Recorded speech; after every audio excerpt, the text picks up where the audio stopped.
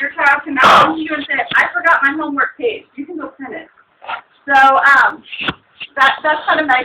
There are games, there are mini lessons, there's tutorials, and there's iTools, those manipulatives that you can't buy, fraction strips and place value cubes and all of that, but they're there for them to use. Now, I'm going to show you an example of a specific page. I'm going to show you the link to those pages and how easy it is to maneuver with that. And it's a great homework practice. If kids are having a problem, you get a worksheet home that they didn't do so hot on, you can go back to it and they can get extra practice. So here's a sample page.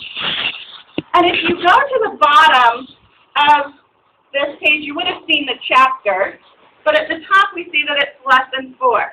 There are homework pages. At the bottom of the page it will say chapter, whatever the chapter is, and it will say the lesson number. So this chapter happens to be chapter 1, and if your student came home and they didn't do so hot on the assignment for this, you can look up here at the top.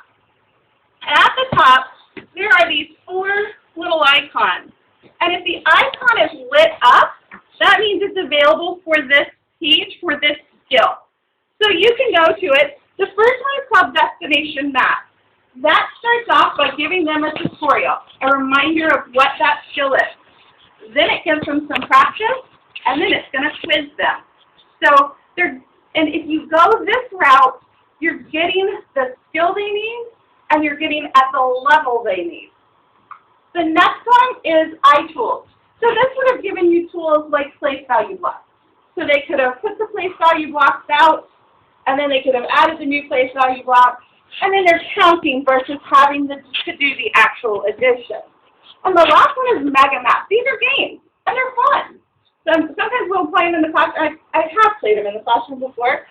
But the thing is when you go to Mega Math, you think Central just open Mega Math by itself. It says, okay, here it is, here's the game. You're not real sure what the game is quizzing them on, but you also don't know what level to start at.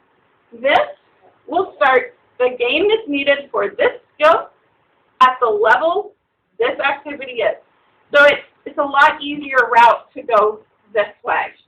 So it's a great website. There's a lot of other resources that you can go to. But if you look at the pages, what chapter, what lesson, go to that in the table of contents, look up here. It's really good. The other thing is if your child isn't the greatest of readers or they struggle with reading, it's just something they don't like to do, you look, all of these little things right here, it reads everything to you. Some of us teachers do that sometimes to save our voices. The next one's Extra Math. I know your kids like it. Some of the kids love it. I'm sure they all have used it. But what it does, it starts them with a placement test for each operation. Then, based on that placement, it's going to give them a little practice. And then they do something which is fun. It's called Beat the Teacher. So they try to answer the questions faster than the teacher does.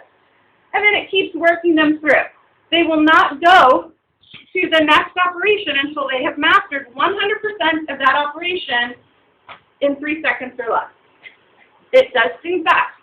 So some of them have a struggle with it. And if they have a serious struggle with it and they're really getting discouraged about it, talk to your child's teacher because there are changes that we can make to it. Letters Did Go Home, it explains how to set it up, and it also has their PIN number. As students are completing it, if you go through the hallways, there's a lot of signs of competition, construction, multiplication, division. We're honoring those students. We're celebrating them, and every time they get through an operation, we put their name out so that everybody to see. And then Mr. Nathan periodically comes by and gives them Nathan bucks, so they get to go spend money in the cafeteria. This is what it would look like when you start it up. And so you would fill in the information, and then this is what a sample report would look like. This is a student that has mastered 100% of addition, and it's really hard to read. We see these little dots here, but you can look at this too. And all of these dots shows the days they have gone on it. When it's blue, they did great. When it's green, they did pretty good. When it's yellow, they had a little bit of a struggle, and if you see a red dot, they did not map, most of the questions they answered, they did not get right. And then it gets this little chart down here, and you can watch these dots.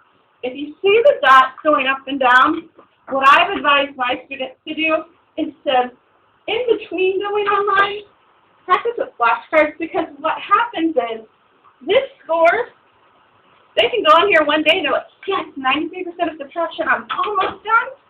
They can go on it the next day, it's an 88. Because if they just went on it, and I told my students, if you're really distracted, there's a lot of stuff going on in the class, at home or in the classroom, just hold off. Because your score can go up and down, and you do have access to be able to see it when you click on it.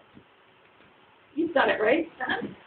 How do you click on it? Because I've never seen it anywhere else at school.